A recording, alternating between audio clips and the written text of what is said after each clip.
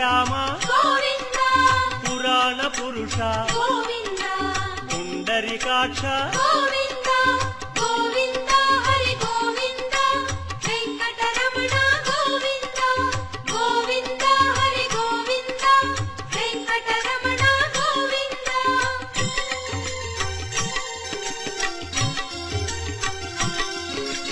నందనందన నవనీత చోర పశుపాలక శ్రీ పాప విమోచన